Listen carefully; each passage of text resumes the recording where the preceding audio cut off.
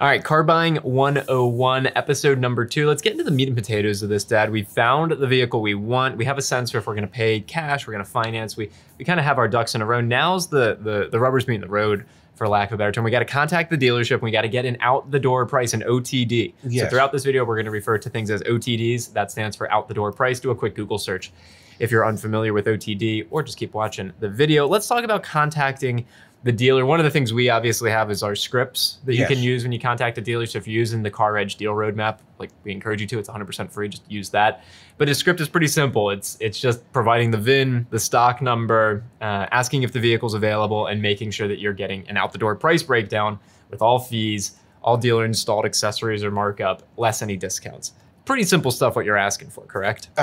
It should be. It should be. It should be. It really is, but a lot of dealerships don't make it easy for you to get that bottom line number.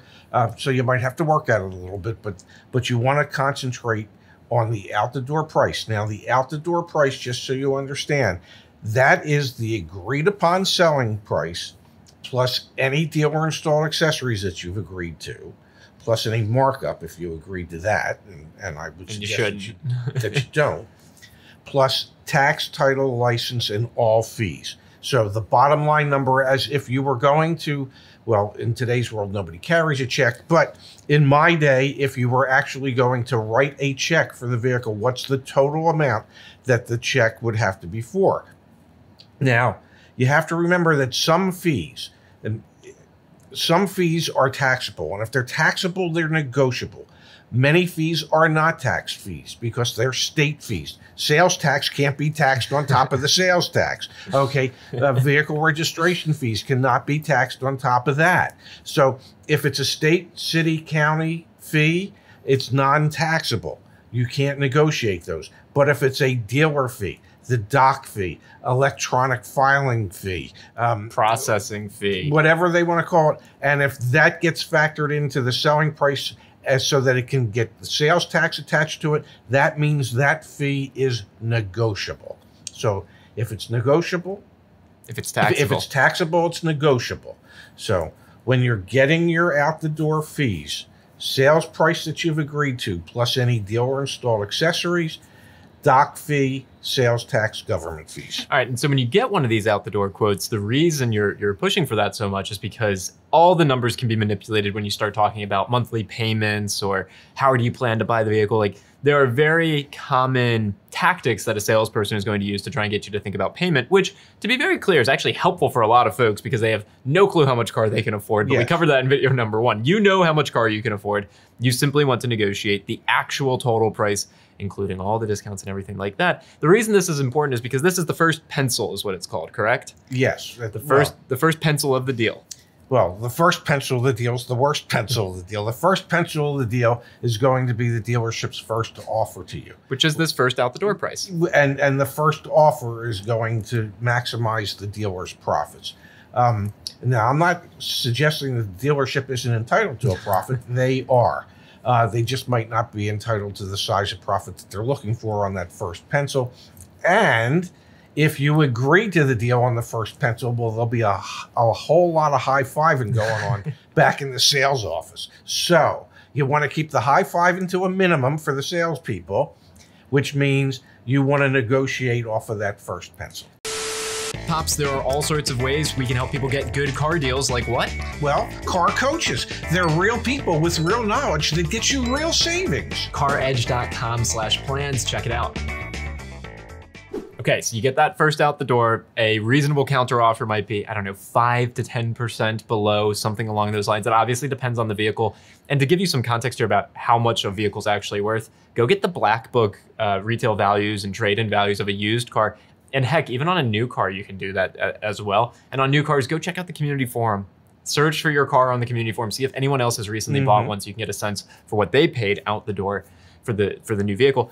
Make your counter offer. And all of this can happen, let's be very clear, all of this can happen through a chat widget on the dealer's website, via email, pick up the phone and call them.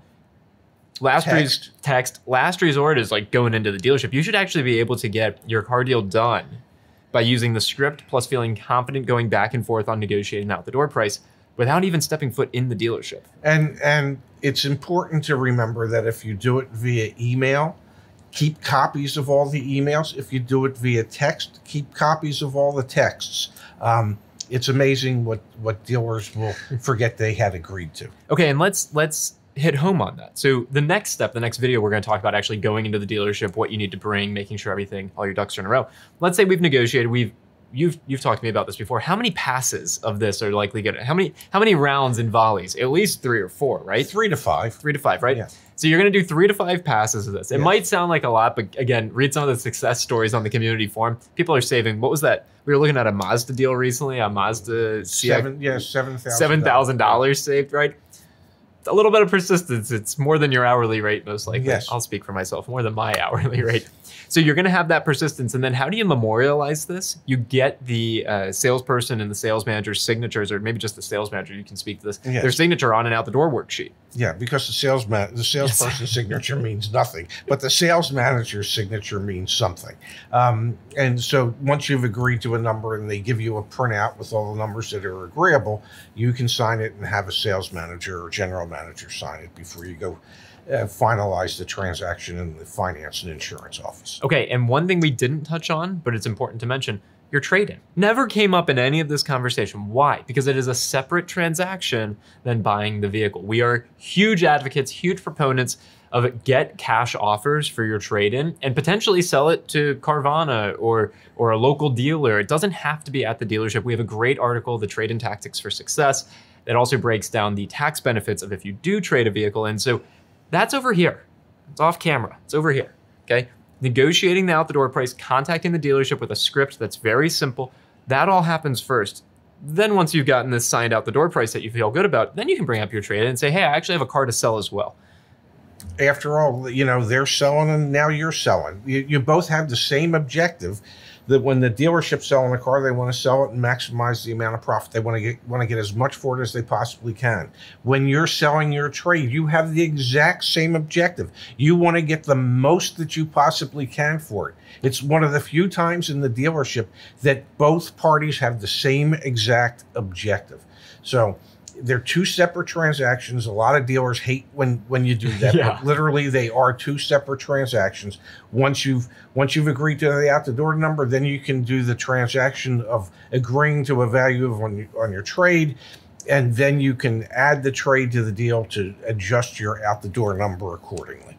But you don't do it before because it just adds another variable that, quite frankly, can just make it confusing for someone who does this, once every 5 years? Yes. Versus the sales manager who's desking, I don't know, 12, 15, 20 deals a day. Exactly. So save that for later. And also don't feel bad if you don't trade the vehicle and get wherever you can get the most money. It's easier now than ever before to do that. So please take advantage of it. All right. Good stuff, Pops. Absolutely.